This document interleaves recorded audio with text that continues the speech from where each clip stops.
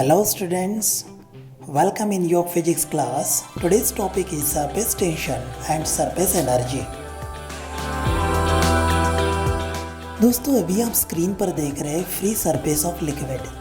Okay, एक glass के अंदर में हमने पानी डाला हुआ है फुल टू इट्स कैपेसिटी, और जो टॉप सरफेस है वो थोड़ा कर्व हो गया है पूरी तरह से भरने की वजह से. And this is our free surface of water.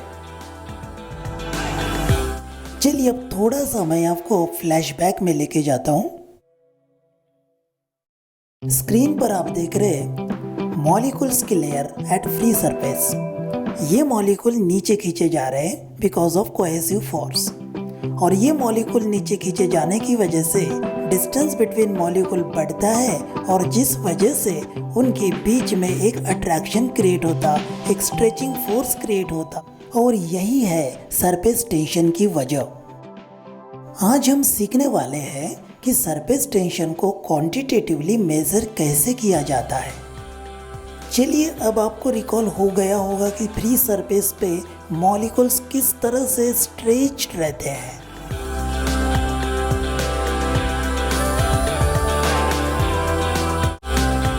अब सरफेस टेंशन को मेजर करने के लिए मैं फ्री सरफेस ऑफ लिक्विड पर एक लाइन ड्रॉ करता हूँ.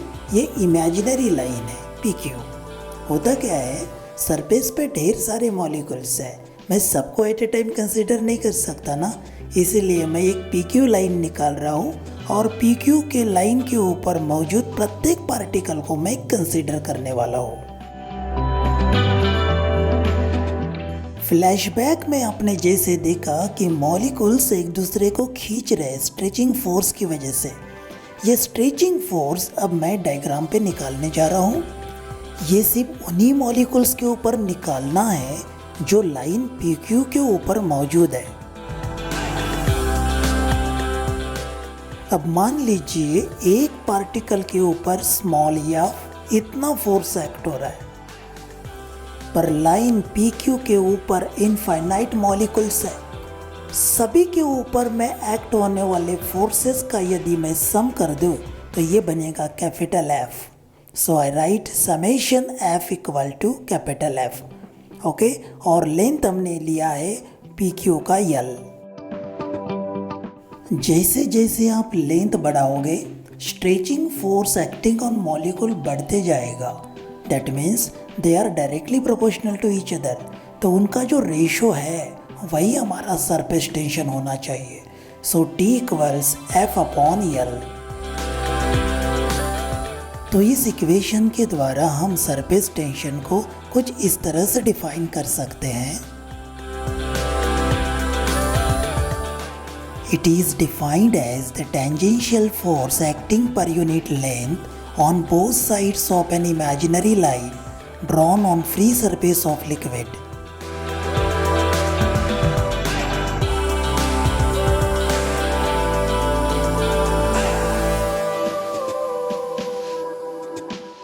अब चलिए थोड़ा आउट ऑफ द बॉक्स सोचते हैं.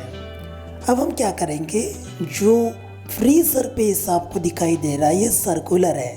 अब मैं इसकी पूरी बाउंड्री को रेड कलर से शो किया. बाउंड्री के अंदर लिक्विड है, बाउंड्री के बाहर नहीं है, तो सरफेस टेंशन वाला स्ट्रेचिंग फोर्स सिर्फ बाउंड्री के अंदर एक्ट होगा, जैसे आपको स्क्रीन पे दिखाई दे रहा है. अब बताइए यहाँ पे लेंथ क्या लोगे. जी हाँ, आप सही सोच रहे, circumference of this circular boundary.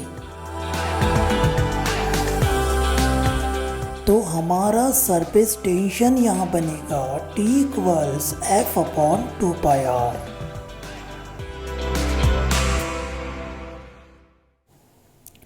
अगर ये सर्कुलर लाइन या कोई फ्लोटिंग रिंग वाटर सरफेस पे ले लिया तो जरा देखिए स्क्रीन पर. Free surface of liquid ring के भीतर भी है और रिंग के बाहर भी है, तो हमारा जो फोर्स लगने वाला है वो अंदर की ओर भी लगेगा और बाहर की ओर भी लगेगा. तो लेंथ यहाँ पर हमें डबल लेना होगा. 2 टाइम्स circumference। तो सरफेस टेंशन बन जाएगा T इक्वल्स F/4πr।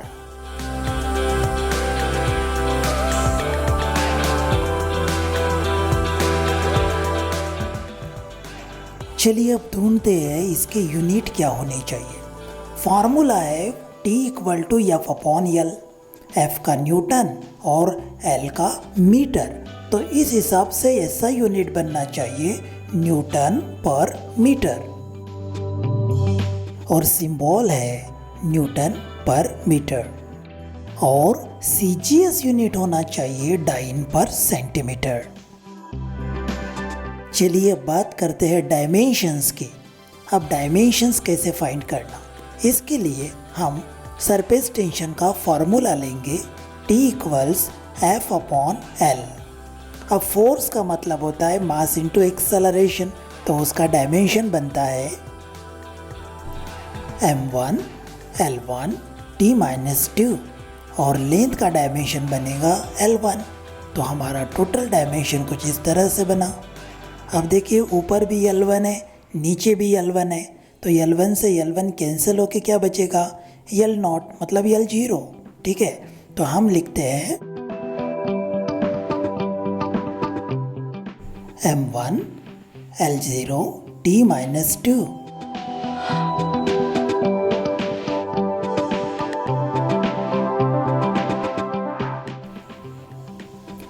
कंसेप्ट को अच्छी तरह से समझने के लिए हम एक प्रॉब्लम देखते हैं। A beaker of radius 20 centimetre is filled with water. तो एक बीकर है जिसे स्क्रीन पे दिख रहा है, इसे पानी से भरा हुआ है। Calculate the force of surface tension on any diametrical line.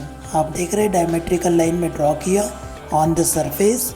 आप दिया हमको ऐसा है कि बीकर का रेडियस 20 सेंटीमीटर बोला इन्होंने, इसका मतलब लेंथ 2 टाइम्स रेडियस लेना होगा।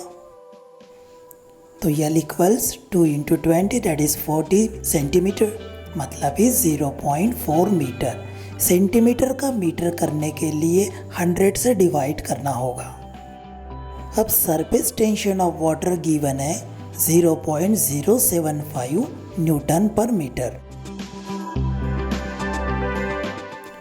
अब L एंड T गिवन है, तो फॉर्मूला है हमारे पास T इक्वल टू F/L। तो F हमको निकालना है, तो फॉर्मूले को मॉडिफाई करते हैं F equals T into L। Substituting given values we get, so the product is 0.03 newton, जिसे साइंटिफिक फॉर्मेट में लिखा जाएगा 3 × 10⁻² न्यूटन। याद रखिए फाइनल आंसर जो हमारा क्वेश्चन का रहेगा वो साइंटिफिक फॉर्मेट में ही लिखना चाहिए। सरफेस टेंशन डिफरेंट लिक्विड्स में डिफरेंट पाया जाता है। इसकी वजह है कि उनकी मॉलिक्यूल के बीच का कोहेसिव फोर्स डिफरेंट होता है। चलिए वीडियो करते यहीं पे वाइंड अप। पसंद आए तो लाइक जरूर करना, दोस्तों के साथ शेयर करना ना भूलना। चलिए कल मिलेंगे सुबह 7:15 बजे। Bye bye.